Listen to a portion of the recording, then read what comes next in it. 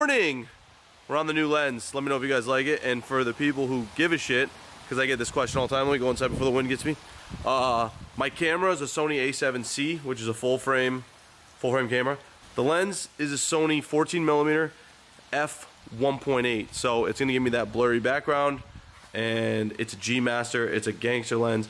Two reasons I got it. One, it's lighter. Two, my other one like zooms, so anytime I hand the camera to somebody, I'm scared they have it zoomed in. This one won't do that, but I lost my zoom feature.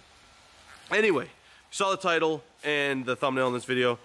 We're doing some dumb shit. You guys notice when there's a good deal, I buy it. And I had a good deal 2 weeks ago with the FRS. The FRS is still here, and people want to know what I'm going to do with it. Some people are like, oh, it'll be gone in a video. You're not wrong. Sometimes I keep things, sometimes I don't. This car, I'll tell you how I get caught up. This car was inexpensive. Somebody offered me money, almost double what I paid, which is still a great deal for them, I believe. It's a clean title FRS.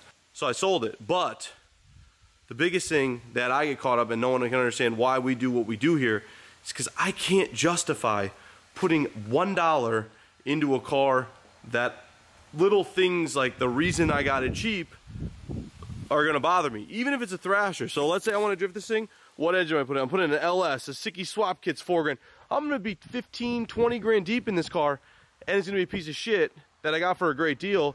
You know, the dents and the flood aspect of it. But for someone who's not like me and doesn't give a shit, it's a great car. Interior doesn't smell anymore. It's all back in. It's good. But understand, I'm not bailing on a build. I bought this because it was a good deal. I wanted to show you guys that these deals are out here. It's relatable. It's fun. Flip it. Move on. Today's video brought to you by Tommy's Car ADD. So, good deal popped up in the Colorado group. You see the thumbnail, you see the title. I hit the guy up. He's actually a viewer. He watched the LT4 Colorado videos. And I've always had this idea in my head, an experiment, to see if there's a market for LS swap Colorados.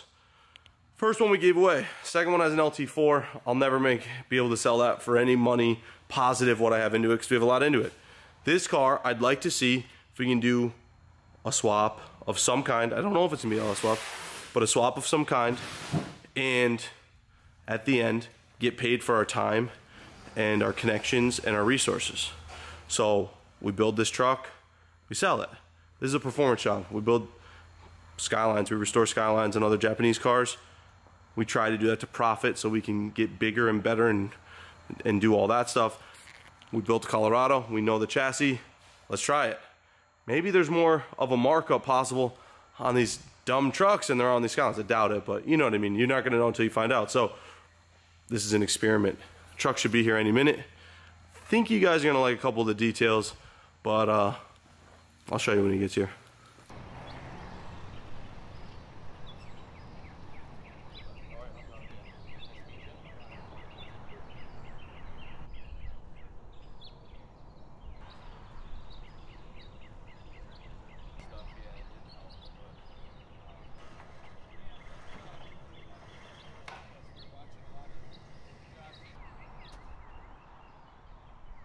So there she is, the new to me Colorado. Now this is an 04, which is a less desirable year for the swap, for an LS swap, but 54,000 original miles. The truck is filthy, it's black, not much you can do about it. This is a ZQ8, power windows, power door locks, key fob, and this gangster interior fabric.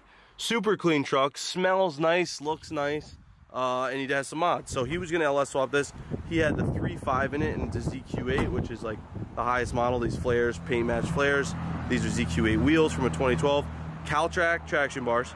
It has the LS Colorado, which they came with a 5.3 in 09 to some part of 11, I believe. It has that rear end with an Eaton True Track with chromoly shafts. He was just prepping this thing to LS swap. Now he's buying a house, so I bought it. It's got the same suspension my first truck had on it. Comes with the AR5. The gearing's different in that axle, so we'll get a little bit better gearing with the original trans. I'm really fucking stoked on this thing. I'm stoked on the mods, I'm stoked on the mileage, but I'm not stoked on how dirty it is, so we have to clean it. He put these headlights on, which I don't hate. Get rid of the amber. I love the color match. Mirrors, bumper, flares. I like the wheels. I just like the simplicity of this truck. So I'm gonna push it around back. We're gonna wash it, pull it in the shop, and get a better look at it. All right, so I spent some time I washed up the ZQ8, as we're gonna call it, to make it, to differentiate the two, and it looks real good. We got the trucks next to each other. Now I hate white. Once I get a black one, I hate white. Check out this thing. It's clean. It needs like another good wash. I'd like to line next to the bed, things of that nature, but it's a really, really clean truck. I love the interior. I'm sure I showed it. I forgot to say, it's got an Alpha H3 steering wheel in it. It's got some center console. I think it's a 4-door console, or maybe the ZQ8 came with that console with the cup holders, because mine and Rudnick's both have that bench seat with the fold-down armrest, where you could have, I guess you could have 3 people in them. See the difference? This is obviously better. It's got a carpet. It's cool, but it doesn't have an engine, so we're gonna correct that. And it's late Sunday night. Go home, hang out with the family, get some dinner, and then we're gonna start back tomorrow morning grinding on Skylines.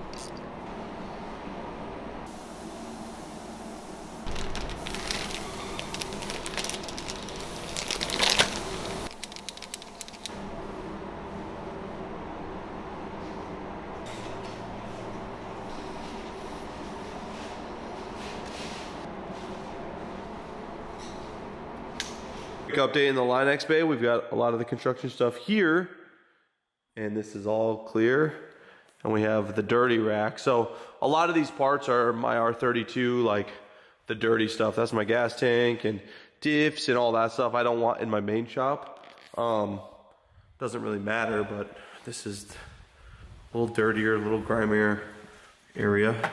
And then my shop is getting there, so I just stacked these bins here for now and the wheels just to get some room. I still need to clean up this corner, but as of right now, I've got most of the shelving, or I've got all the shelving in, most of the parts that I'm gonna put on and on. I have some trim and stuff. I'll fill them up, but this is the bulk of the stuff. And this is the shop.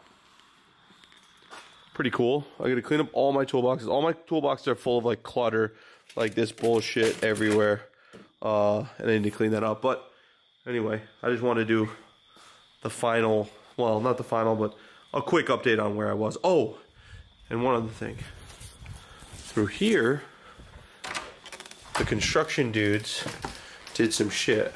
So this is still a mess, but the lunchroom has been shrunk down to, I think, once I get all the shit out of here, a pretty fine size. And this door was put in, which I stole from one of the offices. So we've separated this, and now my area has been extended into here. So what's even nicer is now I have a real parts area.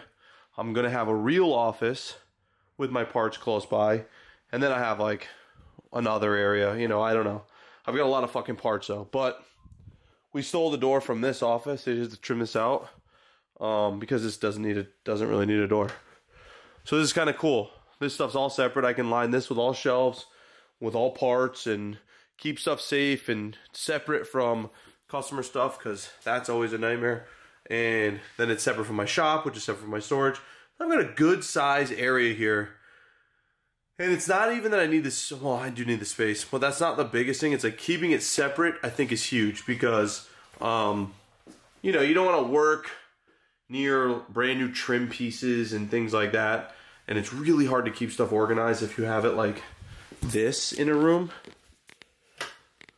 So now I need to go through this room and just like organize everything. It's a lot. It's going to take me probably a couple weeks, to be completely honest with you. But for now, the majority of the stuff is where it needs to be separate. I know it in my brain. I have some of it written down, but I know it mostly in my brain. But this is a really cool addition to the place because this is a useless space. We didn't need a massive lunchroom. The guy spent 35 minutes in there a day max. And now I've just got more walking area and usable area. And my office doesn't need to be full of wheels and bullshit like that, even though I did kind of like it. Put in the comments what you guys think of the addition here, what we did. I gotta bring the 270R in and I'm done. Okay, so Ben completed the battery tray finally after 16 days. And, and it's welded in and looks fucking awesome. So now we're prepared to drill the hole and start the process of prepping the bay to be painted. Battery fits right in there. We're going to use this hole for a strap. We're going to fill this hole, which is the old battery strap, and we should be good to go. How many days did it take you to do that battery tray? 16 and a half. Yeah. I like your Bimmer World shirt. Whatever.